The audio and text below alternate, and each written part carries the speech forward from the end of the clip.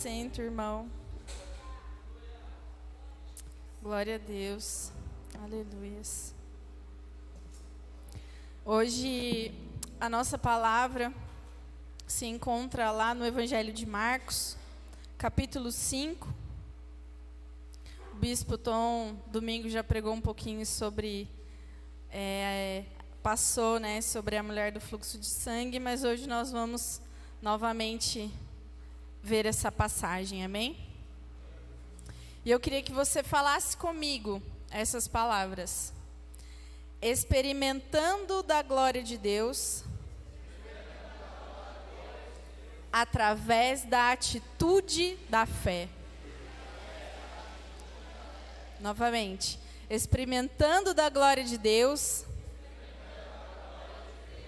através da atitude da fé. Amém? Então, Marcos, capítulo 5, versículo 21. A Bíblia diz assim: Tendo Jesus voltado de barco para outra margem, uma grande multidão se reuniu ao seu redor. Enquanto ele estava à beira do mar, então chegou ali um dos dirigentes da sinagoga, chamado Jairo. Vendo Jesus, prostrou-se aos seus pés e lhe implorou insistentemente: Minha filhinha está morrendo. Vem, por favor, e impõe as mãos sobre ela, para que seja curada e que viva. Jesus foi com ele. Uma grande multidão o seguia e o comprimia. E estava ali certa mulher que havia 12 anos vinha sofrendo de hemorragia. Ela padecera muito sob o cuidado de vários médicos e gastara tudo o que tinha, mas, em vez de melhorar, piorava. Quando ouviu falar de Jesus, chegou por trás dele, no meio da multidão, e tocou em seu manto, porque pensava: se eu tão somente tocar em seu manto, ficarei curada. Imediatamente cessou sua hemorragia e ela sentiu em seu corpo que estava livre do seu sofrimento. No mesmo instante, Jesus percebeu que dele havia saído poder. Virou-se para a multidão e perguntou: Quem tocou em meu manto? Responderam os seus discípulos: Vês a multidão aglomerada ao teu redor e ainda perguntas: Quem tocou em mim? Mas Jesus continuou olhando ao seu redor para ver quem tinha feito aquilo. Então a mulher, sabendo o que lhe tinha acontecido, aproximou-se, prostrou-se aos seus pés e, tremendo de medo, contou-lhe toda a verdade. Então ele lhe disse: Filha, a tua fé a curou. Vá em paz e fique livre do seu sofrimento. Amém? Glória a Deus. Essa passagem, ela fala, na verdade, sobre dois momentos, né? Um momento em que Jesus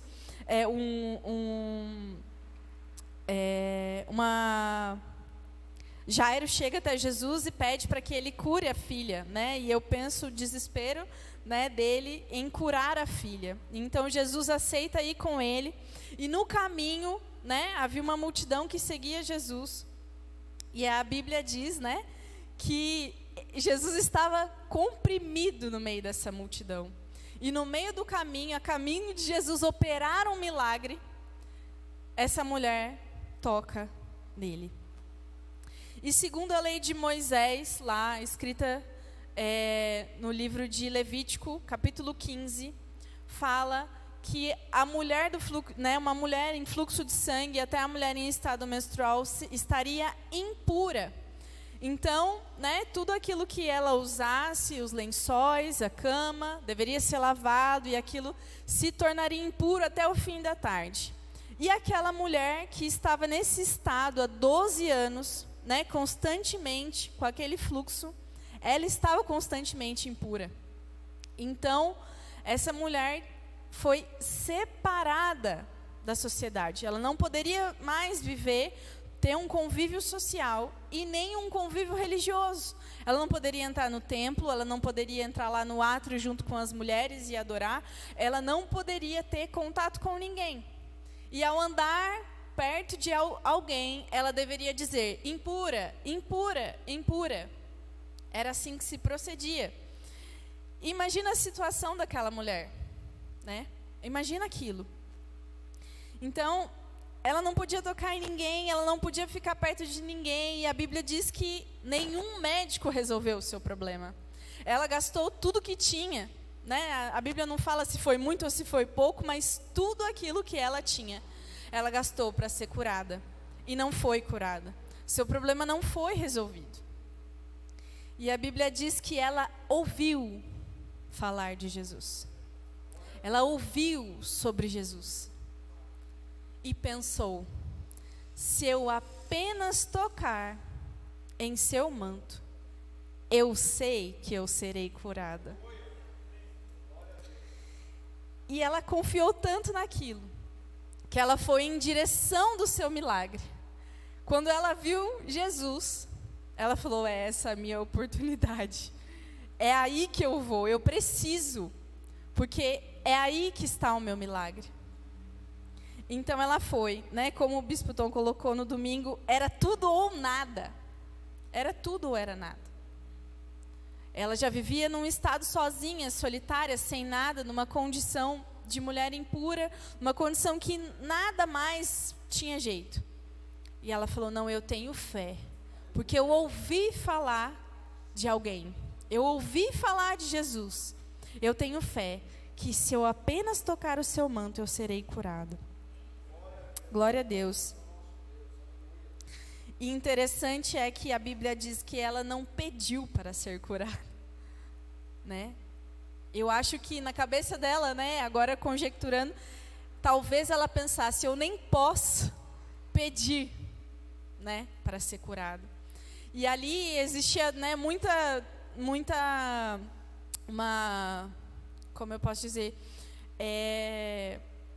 algo que as pessoas acreditavam que, né, se tocasse, a cura viria através do toque, né?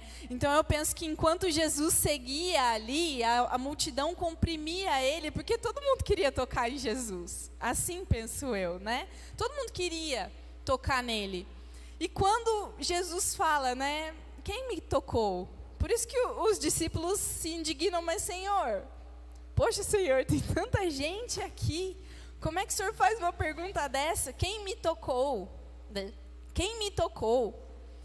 E aquilo para eles, eu acho que eles pensaram, né, nossa, mas não tem como saber quem te tocou, né? Não tem como saber se uma pessoa específica te tocou, todo mundo está te tocando. E ele fala: de mim saiu o poder. Tamanha era a fé daquela mulher. Ela se moveu ao encontro de Jesus. Ela teve a atitude de falar: eu vou até Jesus e eu vou tocar no seu manto. E eu penso o constrangimento que talvez ela teve que passar ali naquele momento, né? Ela foi quietinha, eu imagino, né? Ela foi quietinha, não ficou gritando, né? Impura, impura, até porque as pessoas não iriam deixá-la chegar perto de Jesus, muito menos as pessoas que iriam ficar perto dela. Então ela foi e tocou. E ali houve o toque de fé. E aqui eu quero que você guarde essa atitude dela. Ela teve uma atitude de fé que no final ela experimentou da glória de Deus por causa da sua atitude de fé. Ela experimentou daquilo, ela viveu aquilo e ela não pediu: Senhor, me cura. Ela só pensou: se eu tocar, eu serei curada. Glória a Deus. E aí o Senhor diz: filha, tua fé te curou, né? E eu penso o constrangimento, porque no versículo No versículo 32 diz que ela se aproximou, prostrou-se aos seus pés e, tremendo de medo, contou-lhe toda a verdade. E eu vejo essa mulher com muito medo, porque ela não poderia estar fazendo aquilo. Porque qualquer um que ela tocasse se tornaria impuro. Então ela se prostra, ela fala, não, agora eu vou ter que falar porque eu senti que fui curada. Então eu fui curada e eu vou contar, mas eu preciso falar que eu toquei no manto. E tremendo de medo, ela se prostrou aos pés do Senhor e contou. E aí Jesus fala, vá em paz, fique livre do seu sofrimento, a sua fé te curou. Glória a Deus por essa mulher, por essa atitude de fé. E aí, só para ter o desfecho, né? Eu penso em Jairo, pensando, mas o Senhor ia salvar a minha filha. E ele parou no meio do caminho porque alguém tocou nele. Eu penso no desespero de Jairo, né? Nosso texto não vai continuar sobre a filha de Jairo, mas eu fico pensando na situação, né? Aquela mulher fez Jesus parar e olhar para ela, porque a sua atitude de fé moveu o extraordinário de Deus. Glória a Deus. Abre comigo em João, Evangelho de João, capítulo 5.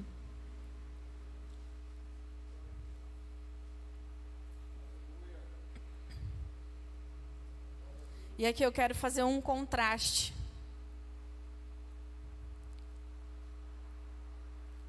Falando sobre a atitude de fé. João capítulo 5, versículo 1. Diz assim: algum tempo depois, Jesus subiu a Jerusalém para uma festa dos judeus.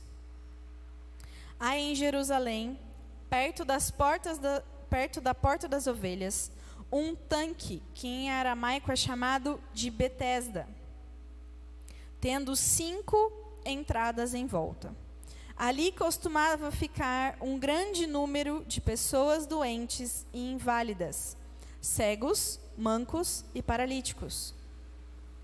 Eles esperavam um movimento nas águas. De vez em quando, descia um anjo do Senhor e agitava as águas. O primeiro que entrasse no tanque, depois de agitadas as águas, era curado de qualquer doença que tivesse. Um dos que estava ali era paralítico, fazia 38 anos. Quando o viu deitado e soube que ele vivia naquele estado durante tanto tempo, Jesus lhe perguntou: você quer ser curado? Disse o paralítico: Senhor, não tenho ninguém que me ajude a entrar no tanque quando a água é agitada. Enquanto estou tentando entrar, outro chega antes de mim. Então Jesus lhe disse: levante-se, pegue a sua maca e ande. E imediatamente o homem ficou curado, pegou a maca e começou a andar. Isso aconteceu num sábado. Por enquanto até aí.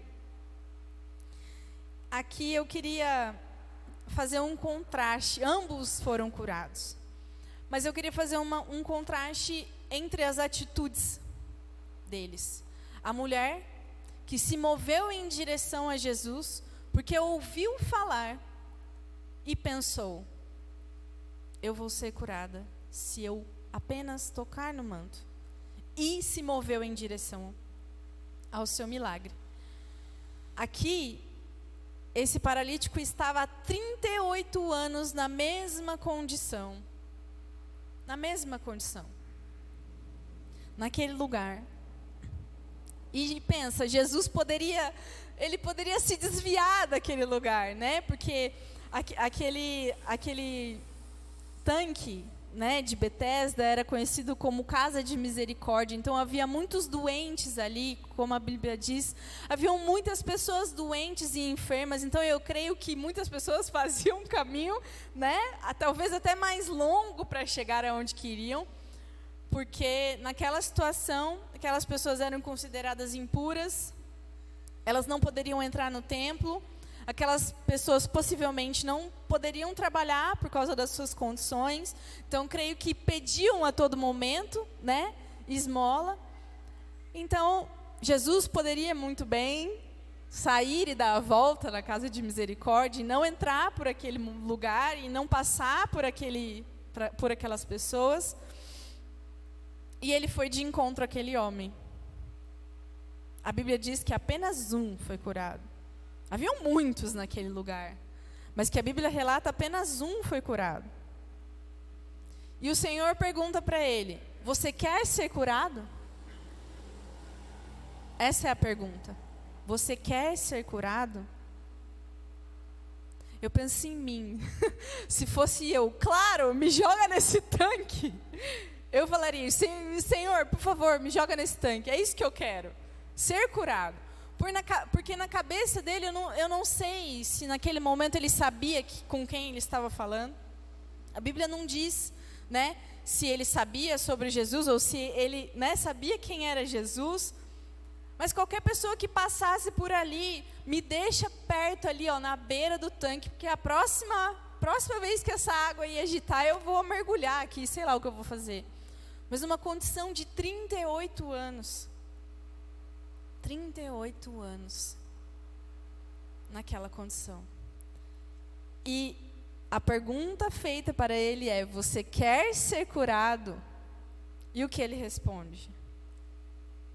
Senhor, não tenho ninguém que me ajude a entrar no tanque quando a água é agitada. Enquanto estou tentando entrar, outro chega antes de mim. Essa foi a resposta que ele deu. A gente pensa, a resposta é óbvia, né? É sim, eu quero ser curado. Essa é a resposta óbvia. E aí ele não deu uma resposta óbvia. Ele só reclamou. Ele murmurou: eu não tenho quem me ajude a entrar no tanque. Essa foi a resposta dele. E aqui eu quero fazer esse contraste, né? São casos diferentes, histórias diferentes, mas a atitude daquele homem foi uma atitude de: poxa, eu já estou há 38 anos desse jeito, eu vou ficar desse jeito, porque eu não tenho ninguém que me ajude a me colocar dentro do tanque. Então, foi aquela atitude de conformismo, aquela atitude de: é assim mesmo que é. Passei 38 anos assim, vai ser assim, né? E eu fico pensando que às vezes Deus pergunta para a gente: você quer ser curado? E a gente está tão preocupado com o resto das nossas coisas, com as nossas situações, com aquilo que a gente está sentindo, com aquilo que a gente está vivendo, com as emoções que nos rodeiam, com tudo aquilo que a gente só reclama. A gente não consegue escutar o que o Senhor está falando. Você quer ser curado, você quer ser liberto. E a gente só fala: mas não tem como.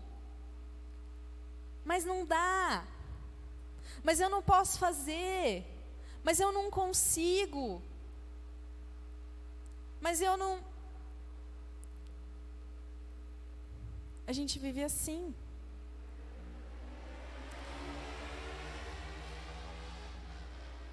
E no final, depois de todas as suas desculpas, né?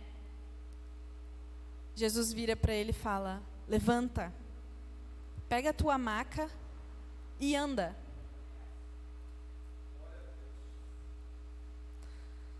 Ali naquele momento eu entendo que ele creu. se levantou, pegou a maca e andou. Mas teve atitude. Se Jesus tivesse falado para ele assim: levanta, pega a tua maca, anda. Ah, Senhor, mas você não está vendo a minha condição? Eu não consigo andar.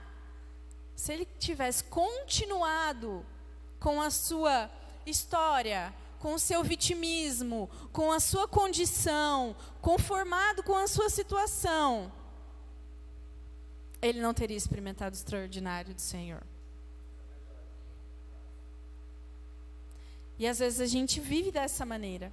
Não experimentamos aquilo que o Senhor tem para nós, porque nós estamos inundados com as nossas coisas, com os nossos afazeres, com os nossos sentimentos, com aquilo que a gente pensa, com aquilo que a gente é.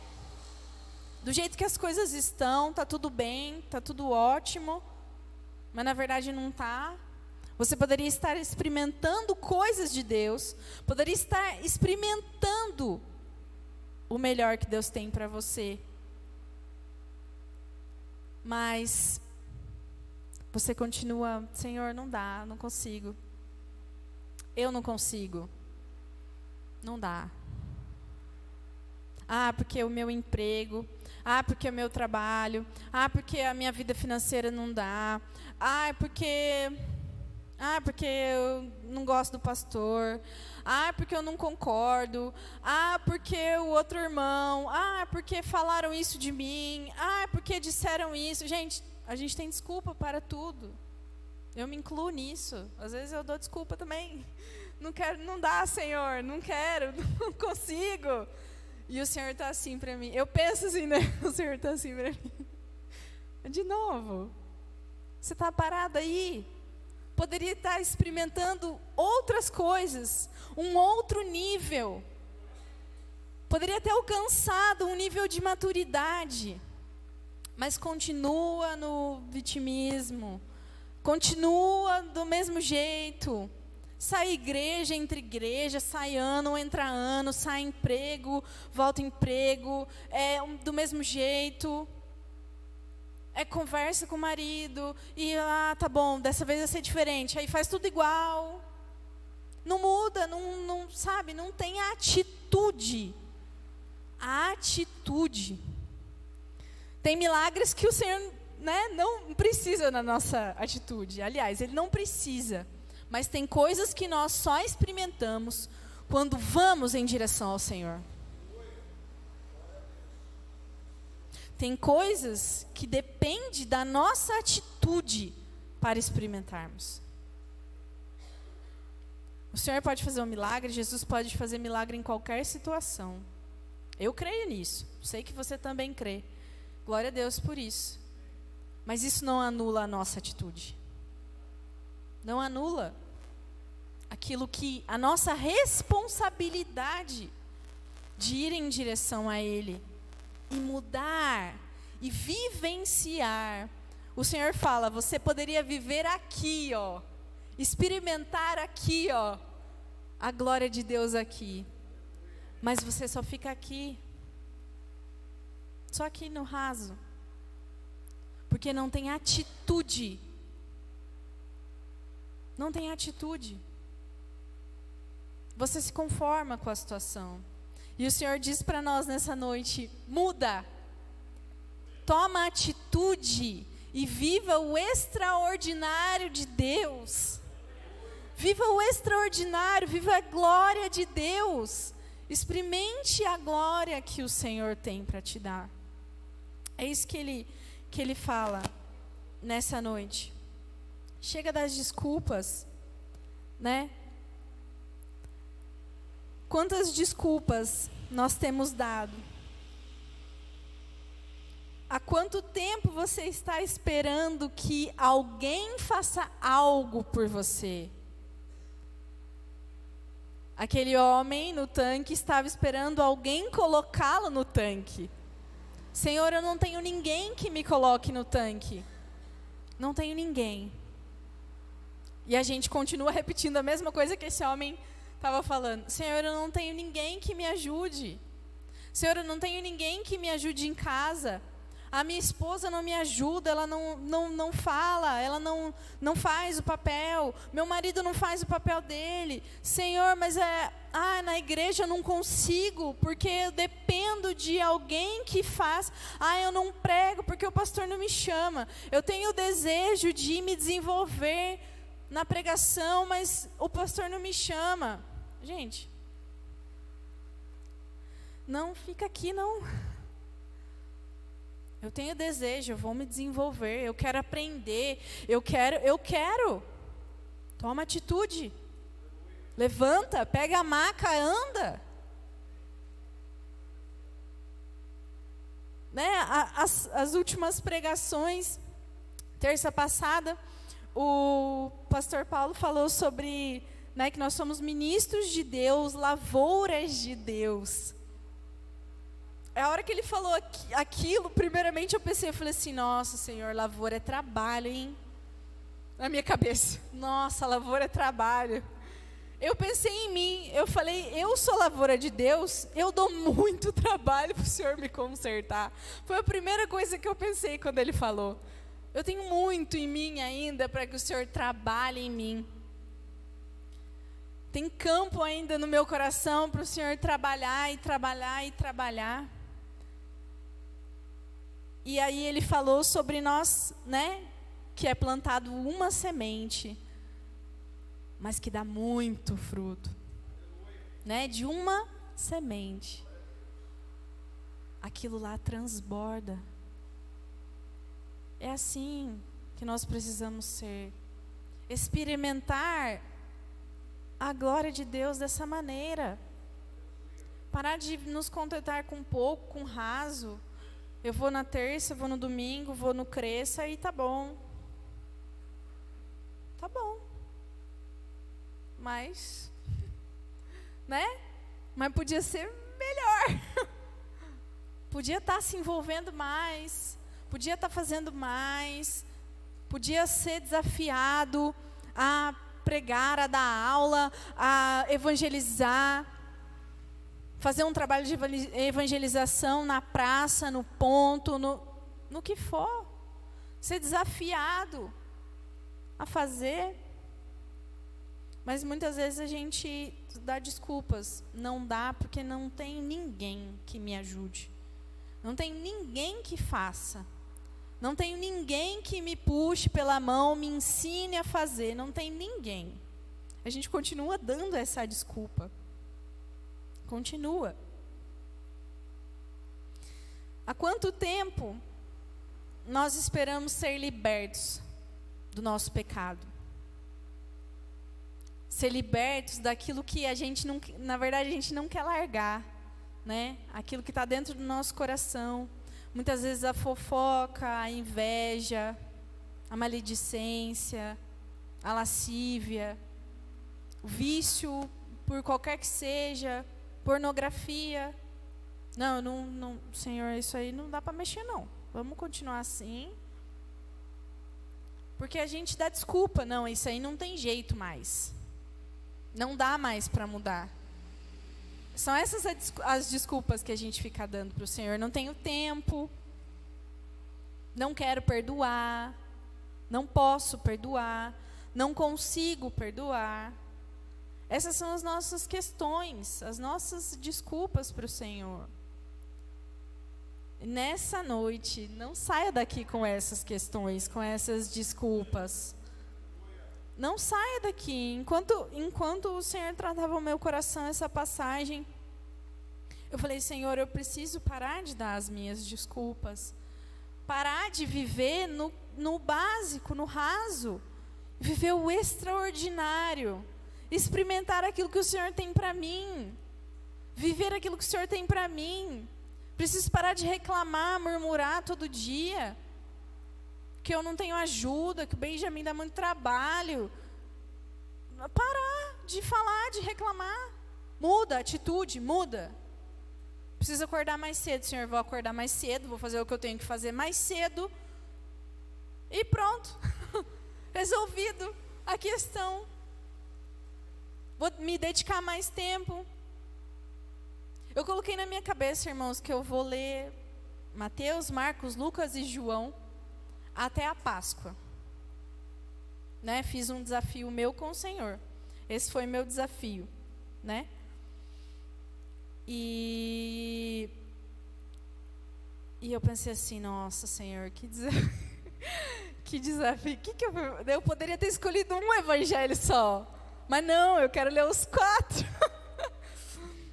Mas eu vou honrar em nome do Senhor Jesus. Glória a Deus, porque eu não quero ficar no básico. Poderia ter escolhido um só, mas não vou ler os 4. Porque eu sei que através desses milagres, através do ministério do Senhor Jesus, eu estou preparando meu coração para a Páscoa. Preparando meu coração para receber aquilo que o Senhor preparou para mim.